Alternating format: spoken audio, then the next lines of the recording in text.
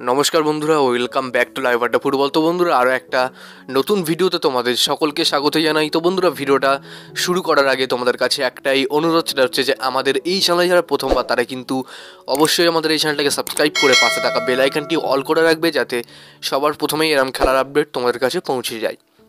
তো বন্ধুরা, এই ভিডিওতে তোমাদের কাছে মাত্র আমি 100টা লাইকের আশা রাখছি। তো আশা করছি তোমরা 100টা লাইক কমপ্লিট করে দেবে এই ভিডিওতে।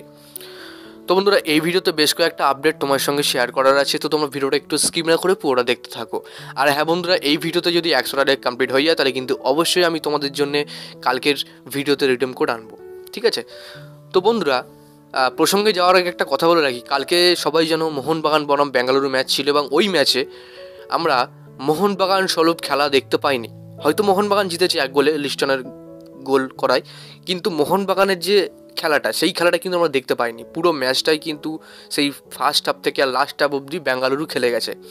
অ্যাকচুয়ালি মোহনবাগান সমর্থক হয়ে বলছি, এই ম্যাচটা কিন্তু পুরোপুরি ফেভার করছে বেঙ্গালুরুর উপরে। এটা কিন্তু বেঙ্গালুরু যদি জিতেও যেত 2-3 গোলে, তাহলে কিন্তু কিছু বলার ছিল না আমাদের। কারণ মোহনবাগান একদমই খেলতে পারছে না। যারা তোমরা মোহনবাগানের সমর্থক আছে, আমরা যারা সাধারণ সমর্থক আছি, তাদের কিন্তু কারোরই এই কালকে খেলাটা ভালো লাগেনি। হয়তো মোহনবাগান জিতেছে, কিন্তু খেলাটা দেখে আমাদের কিন্তু সেরকম একটা স্যাটিসফ্যাকশান হয়নি আমাদের। তো সেক্ষেত্রে মলিনার বোঝা উচিত, মলিনার কিন্তু এক্সট্রা কোনো প্ল্যান নেই, আমরা সবাই এটা দেখতেই পাচ্ছি। সেই হুয়ান ফেরান্দোর মতনই খেলাচ্ছেন তিনি। তো যাই হোক, কিছু বলার নেই। তো দেখা যাক মোহনবাগান কত তাদের রিকভার করতে পারে তাদের এই মাইন্ডসেট থেকে। তো অবশ্যই মোহনবাগান জিতেছে 40 পয়েন্টে, ফার্স্টে টেবিলের আছে। এটা কিন্তু অবশ্যই সুখবর মোহনবাগানের জন্য। তো বন্ধুরা, এবার খবরে আসতে গেলে সবার প্রথমে যে আপডেটটা নিয়ে তোমাদের সাথে কথা বলবো, সেটা কিন্তু টম অ্যালডারওয়েটকে নিয়ে। তো টম অ্যালডারওয়েটকে নিয়ে যে খবরটা বেরিয়ে আসছে, তার সাথে যত অবধি চুক্তি আছে মোহনবাগানের, অর্থাৎ যত বছর অবধি তার সাথে চুক্তি আছে মোহনবাগানের, তার সাথে কিন্তু আরও 2 বছরের চুক্তি করে নিতে চাই মোহনবাগান, এমনটা খবর বেরিয়ে আসছে।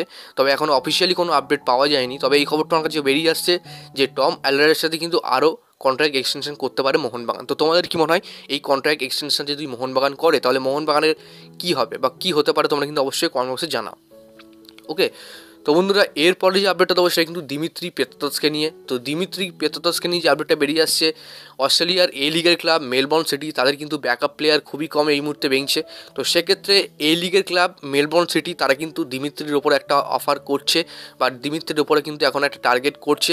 এখনও পর্যন্ত টার্গেটটা এসে পৌঁছায়নি, তবে টার্গেট করছে, যেটা কিন্তু অস্ট্রেলিয়ার একটা পেজ থেকে পাওয়া গেছে, এ লিগের পেজ থেকে পাওয়া গেছে, যে দিমিত্রি পেত্রাতসকে কিন্তু আবার নিতে চাই মেলবোর্ন সিটি। তো তোমাদের কী মনে হয়, দিমিত্রিকে কি অত সহজে ছেড়ে দেওয়া উচিত, বা দিমিত্রি কি মোহনবাগান ছেড়ে যাবে? তোমাদের কী মনে হয় কমেন্ট বক্সে জানাও। তবে অবশ্যই এই কনফার্ম খবর আসলে কিন্তু তোমাদের সঙ্গে আমি শেয়ার করবো। আপাতত কিন্তু এটা তোমরা পেন্ডিং লিস্টে ফেলে রাখতে পারো। এরপরে যে আপডেটটা দেবো সেই কিন্তু একটা নতুন প্লেয়ারকে নিয়ে, যে শোনা যাচ্ছে গ্রেগ স্টুয়ার্টের বদলে আসবে রোনালদো ডিকোনু। এখন বর্তমানে তিনি উইজার্ড ক্লাবেই আছেন। তার বয়স 27 বছর বয়স, এবং তিনি অ্যাটাকিং মিডফিল্ড। তার বর্তমান মার্কেট ভ্যালু কিন্তু 4 কোটি টাকা, এবং তিনি টোটাল 13টা ম্যাচ খেলে 2টো গোল 3টে অ্যাসিস্টও করেছেন। কার্ড খুব কম দেখেন, ঠান্ডা মাথার প্লেয়ার। তো এই প্লেয়ার কিন্তু বর্তমানে উইদাউট ক্লাবে আছে। তো শোনা যাচ্ছে গ্রেগ স্টুয়ার্টের বদলে এই প্লেয়ারকে সই করা হবে মোহনবাগান। তো তোমাদের কি মনে হয় অবশ্যই তোমরা কমেন্ট বক্সে জানিয়ে দাও। তো যাই হোক বন্ধুরা, আজকে যে ভিডিওটা এতটাই ছিল। যদি তোমাদের ভিডিওটা একটু ভালো লাগে থাকে অবশ্যই লাইক করে দিন। আমাদের এই চ্যানেলে প্রথমবার যে হয়ে যায় চ্যানেলটাকে সাবস্ক্রাইব করে পাশে থাকা বেল আইকনটি অল করে